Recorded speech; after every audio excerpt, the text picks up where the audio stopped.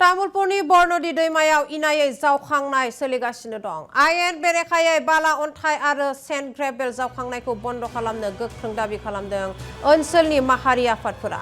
नेमखान्थि सिफायनानै जावखांदों बाला माफियाया। जाउनाव दैमानि बिखायाव गोथौ गोथौ हाखर सोमजिदों। लोगोसे साखाथिनि रायजोफोरा आबाद फोथाराव दै जगायनायनि खाबु गैया जालांदों। गेदेर क्रेचार मेसिन जेसिबि बाहायनानै राजखान्थि लिडारफोरनि गोहोजों माखासे दुथां सुबुंफोरा बरनदि दैमायाव 60 निफ्राय 70 फुट गोथौसिम बाला अन्थाइ जावखांनाय बे खामानिखौ मावगासिनो दं। आरो जाउनाव ओनसोलनि आबादारि रायजोफोरा जेंनाजों मोगा-मोगि जानो गोनां जादों। आरो थाबैनो इनायै जावखांनाय खामानिखौ बन्द खालामनो दाबि खालामदों माहारियारि आफादफोरा।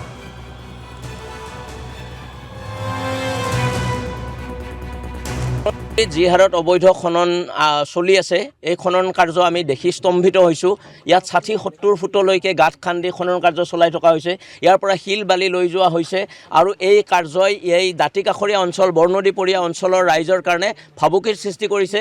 বৰনদীপৰীয়া অঞ্চলৰ মানুহ যিহেতু কৃষিজীৱী, এই কৃষি পথাৰত পানী নিব পৰা নাই এই নদীৰ পৰা, আৰু এই খনন কাৰ্যৰ কাৰণে এই অঞ্চলৰ মানুহে যথেষ্ট সমস্যাৰ সন্মুখীন হৈছে। আৰু আমি ইয়াত দেখিবলৈ পাইছোঁ এই নদীৰ বুকুত 7-8টাকৈ ক্ৰেচাৰ স্থাপন কৰা হৈছে।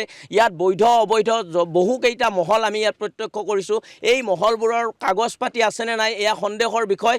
আৰু ইয়াত বন বিভাগ বুলি এটা বিভাগ আছে, এই বন বিভাগৰ কোনো ধৰণৰ কাণসাৰ নাই। বন বিভাগে এই কাৰ্যত চকু দিয়া নাই। আৰু ইয়াত বহু ৰথী মহাৰথী থকাৰ আমি অভিযোগ ৰাইজৰ পৰা লাভ কৰিছোঁ। এই ৰথী মহাৰথীসকলক আমি এই বৰনদী পৰিদৰ্শন কৰি ক'ব খুজিছোঁ, এই বৰনদী পাৰৰ অবৈধ খনন বন্ধ হ'ব লাগিব। ইয়াৰ দাঁতিকাষৰীয়া অঞ্চলক সমস্যাত পেলাই এই ধৰণৰ খনন এই অঞ্চলৰ মানুহে কেতিয়াও মানি নলয়। আমি ছাত্ৰ সন্থাই মানি নলওঁ, ফেডাৰেশ্যনে মানি নলয়, আকচুই মানি নলয়, আটচাই মানি নলয়। কোনো এটা সংগঠনে এই কাৰ্য মানি নলয় আৰু এই কাৰ্য শীঘ্ৰে বন্ধ হ'ব লাগিব। আৰু ৰজাঘৰীয়াই ইয়াৰ ওপৰত বিহিত ব্যৱস্থা ল'ব লাগিব।